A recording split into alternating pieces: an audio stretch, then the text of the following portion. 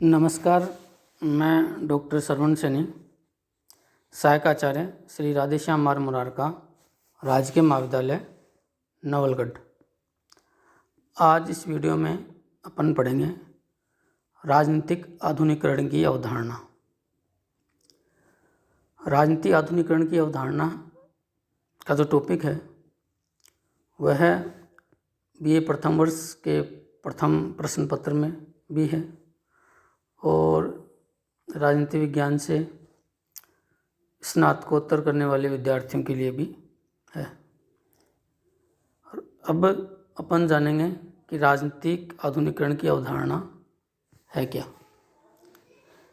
Asia, Africa और Latin America के ऐसे देश जो दूसरे विश्व युद्ध के दौरान या दूसरे विश्व युद्ध के बाद स्वतंत्र हुए, ये प्राय विकासशील देश थे। इन देशों की शासन प्रणाली अलग प्रकार की थी। नई शासन प्रणालियों की यहाँ स्थापना हुई और इनमें विलक्षण जो राजनीतिक परिवर्तन देखने को मिले। पश्चिम के विद्वानों के लिए इन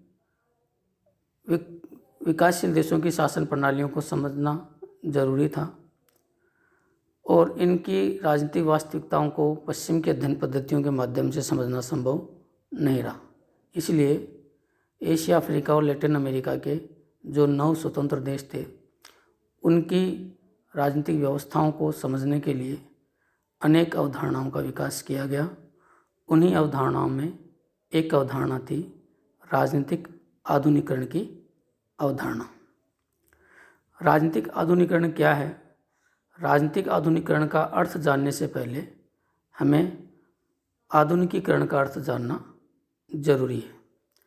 आधुनिकीकरण एक बहुमुखी प्रक्रिया है जिसमें मानव की सभी गतिविधियों में, विचारों में परिवर्तन आता है और ये परिवर्तन जो होता है ये आगे की ओर होता है, पीछे की ओर नहीं।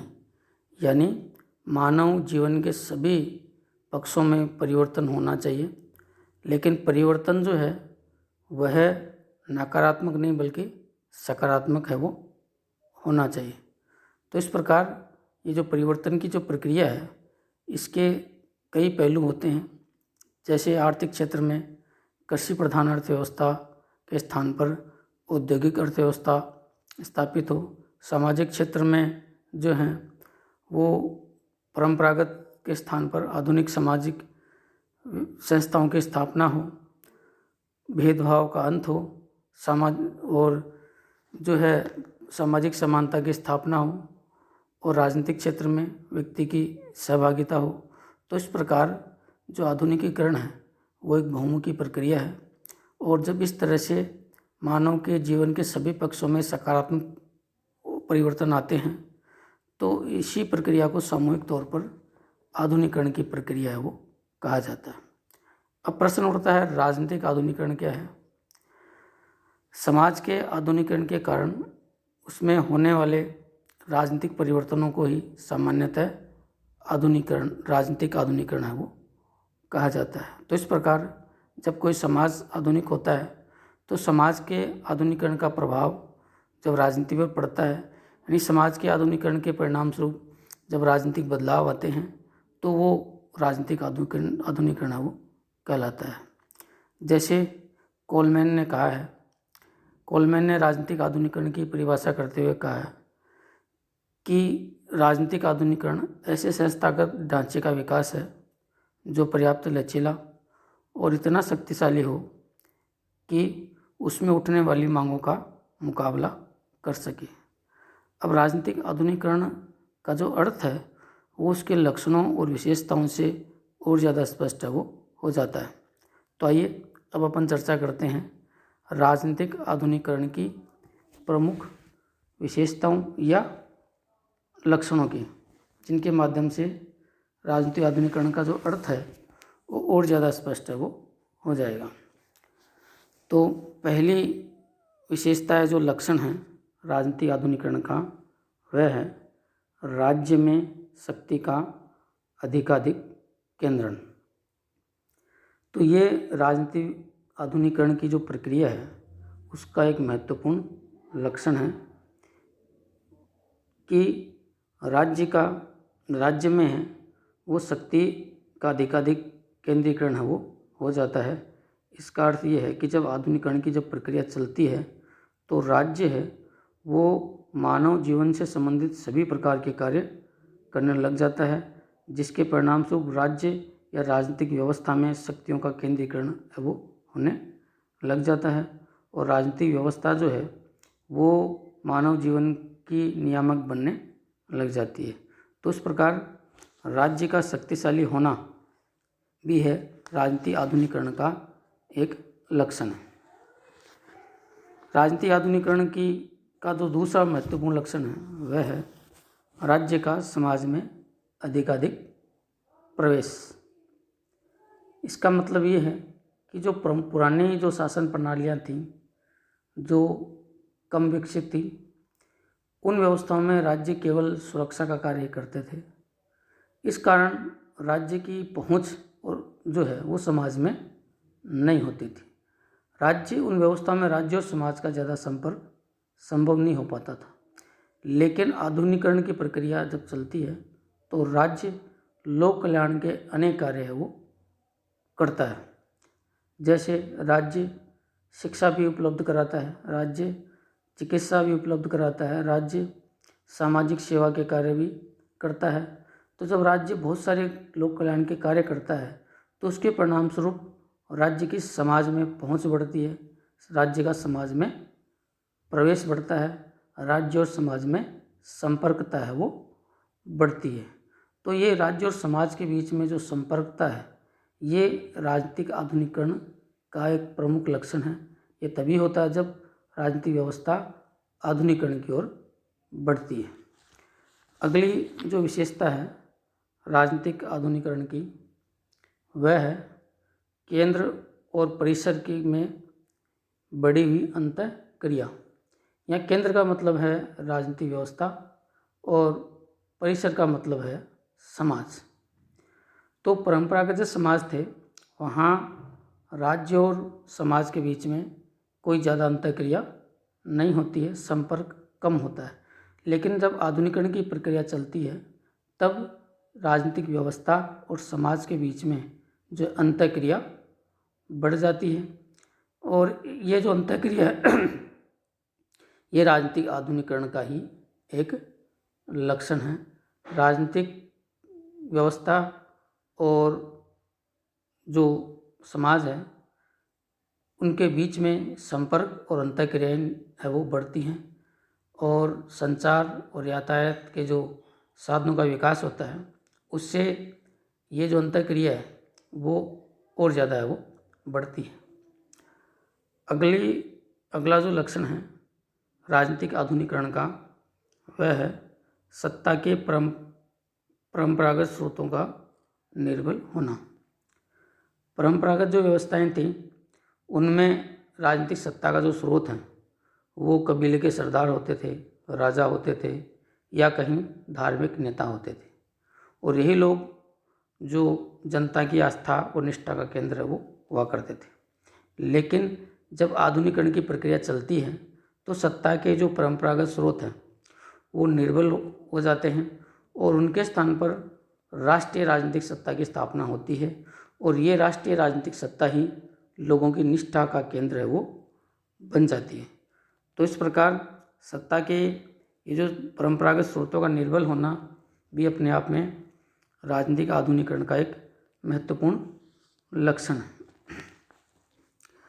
अगली जो विशेषता है वह है राजनीतिक संस्थाओं का विभिन्नीकरण और विशेषीकरण। आधुनिकीकरण की जब प्रक्रिया चलती है तो उसके परिणामस्वरूप राज्य के कार्यों में वृद्धि होती है, राज्य के कार्यों में जटिलताएं बढ़ती हैं, जिसके परिणामस्वरूप राज्य के अंगों का विभाजन होता है। अलग अलग कार्यों को करने के लिए अलग अलग अंगों की स्थापना है वो होती है और अनेक नई संरचनाओं या नए अंगों की उत्पत्ति है वो होती है और प्रत्येक अंग जो है वो अपना विशेष कार्य है वो करता है। तो इस प्रकार अलग अलग कार्य को करने के लिए अलग अलग संरचनाएं या संस्थाएं जब अस्तित्व में आती हैं तो ये राजनीतिक आधुनिकीकरण का ही एक लक्षण है। अगली जो विशेषता है राजनीतिक आधुनिकीकरण की, वह है राजनीति में जनता की बढ़ी हुई सहभागिता। परंपरागत जो समाज थे उनमें जनता की सहभागिता है वो शासकीय प्रक्रियाओं में नहीं होती थी, लेकिन जब आधुनिकीकरण की प्रक्रिया चलती है तब राजनीतिक प्रक्रियाओं में और राजनीतिक संस्थाओं में जनता की सहभागिता बढ़ती है। तो शासकीय प्रक्रियाओं और संस्थाओं में जनता की सहभागिता का बढ़ना राजनीतिक आधुनिकीकरण का एक लक्षण है। केवल सहभागिता ही नहीं बल्कि शासकीय लाभों का वितरण भी समाज के सभी वर्गों में है वो होता है, और जो सबकी सहभागिता जो है वो भी बढ़ती है, और सहभागिता है वो उत्तरदायी पूर्ण रूप से है वो बढ़ती है। तो इस प्रकार सहभागिता और सत्ता के लाभ जब सभी वर्गों में समान रूप से मिलते हैं तो ये राजनीतिक आधुनिकीकरण का ही एक लक्षण है। अगली जो विशेषता है वह है जनता का राजनीतिक व्यवस्था का अभिज्ञान। इसका अर्थ ये है कि राजनीतिक आधुनिकीकरण की प्रक्रिया जब चलती है तो इस प्रक्रिया के परिणाम स्वरूप लोगों के दृष्टिकोण में, मनोवृत्तियों में भी परिवर्तन है वो आता है, और इस प्रक्रिया में व्यक्तियों का जो दृष्टिकोण है वो राष्ट्रीयता के विचार से युक्त है वो होता है।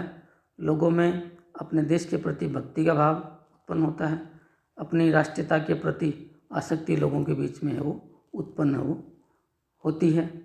तो इस प्रकार अपनी व्यवस्था के प्रति अभिज्ञान, अपने राष्ट्र के प्रति निष्ठा का भाव, भक्ति का जो भाव जो उत्पन्न होता है, यह भी राजनीतिक आधुनिकीकरण का ही एक लक्षण है। राजनीतिक आधुनिकीकरण की आखिरी विशेषता या लक्षण है वह है वृहत्तर आधार वाली नौकरशाही। नौकरशाही के बारे में अपन जानते हैं कि किसी भी देश के शासन को चलाने में वहाँ की नौकरशाही की महत्वपूर्ण भूमिका है वो होती है, और नौकरशाही का जो विकास जो है वो आधुनिकीकरण की प्रक्रिया के परिणाम स्वरूप ही वो होता है। क्योंकि आधुनिकीकरण की जब प्रक्रिया चलती है तो राज्य के कार्य बढ़ते हैं, और बढ़े हुए कार्यों को करने के लिए नौकरशाही का आकार वृहत्तर है वो होता है, बड़ा आकार हो जाता है। और आकार ही नहीं बढ़ता बल्कि उसका आधार भी व्यापक है वो हो जाता है। आधार व्यापक होने का मतलब ये है कि नौकरशाही में कुछ गिने चुने वर्गों के नहीं बल्कि समाज के सभी वर्गों का प्रतिनिधित्व है वो बढ़ता है। तो इस प्रकार नौकरशाही का आधार और आकार जब व्यापक होता है तो यह राजनीतिक आधुनिकीकरण का ही है वो परिणाम है। तो ये है राजनीतिक आधुनिकीकरण की प्रमुख विशेषता। अब अपन चर्चा करते हैं राजनीतिक आधुनिकीकरण के अभिकरण, यानी राजनीतिक आधुनिकीकरण की प्रक्रिया को कौन कौन आगे बढ़ाता है, इस प्रक्रिया को आगे बढ़ाने में किन किन लोगों का योगदान है वो होता है।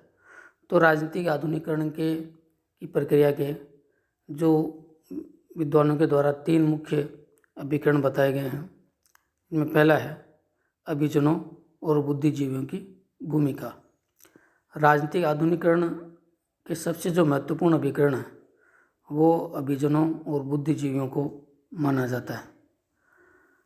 राजनीतिक व्यवस्थाओं के संरचनात्मक प्रकृति के निर्धारण में यही लोग अग्रणी हैं वो होते हैं।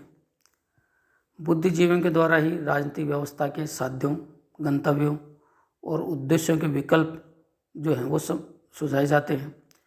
उन्हीं विकल्पों का चयन करके राजनीतिक शक्ति समाज आधुनिकीकरण की प्रक्रिया को आगे बढ़ाता है। तो इस प्रकार जो किसी भी समाज के आधुनिकीकरण में बुद्धिजीवियों की महत्वपूर्ण भूमिका है वो होती है। राजनीतिक आधुनिकीकरण का दूसरा जो महत्वपूर्ण अभिकरण है वो विचारधारा को माना जाता है। विचारधारा को भी एक शक्तिशाली अभिकरण राजनीतिक आधुनिकीकरण का माना जाता है। विचारधारा के आधार पर राजनीतिक आधुनिकीकरण के लक्षणों में परिवर्तन लाना आसान हो जाता है। उदाहरण के लिए जैसे विचारधारा के आधार पर सत्ता के परंपरागत स्रोतों को निर्बल करना आसान हो जाता है।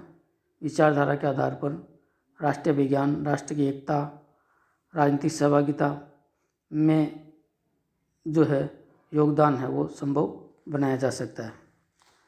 राजनीतिक आधुनिकीकरण का जो तीसरा महत्वपूर्ण जो विकर्ण है वो माना जाता है सरकार को। सरकार आधुनिकीकरण का एक महत्वपूर्ण कारक होती है, क्योंकि सरकारों के पास बाध्यकारी शक्तियाँ होती हैं और अपनी शक्तियों के आधार पर सरकारें जो है वो निर्णय लेती हैं और अपने द्वारा लिए गए निर्णयों को दृढ़तापूर्वक लागू करती हैं, जिससे कि आधुनिकीकरण की जो प्रक्रिया है वो आगे बढ़ती है। सरकारों के द्वारा ही जो आधुनिकीकरण की प्रक्रिया प्रारंभ की जाती है, सरकार ही उस प्रक्रिया का नेतृत्व करती है और सरकारों के द्वारा ही आर्थिक, सामाजिक और राजनीतिक क्षेत्र में जो है वो महत्वपूर्ण निर्णय लेकर जो आधुनिकीकरण की जो प्रक्रिया को है वो आगे बढ़ाने की भूमिका तैयार है वो की जाती है। तो इस प्रकार राजनीतिक आधुनिकीकरण की प्रक्रिया के ये 3 मुख्य अभिकरण माने जाते हैं। इन 3 अभिकरणों के माध्यम से ही आधुनिकीकरण की जो प्रक्रिया को है वो आगे बढ़ाया जाता है। तो ये है राजनीतिक आधुनिकीकरण की अवधारणा। धन्यवाद।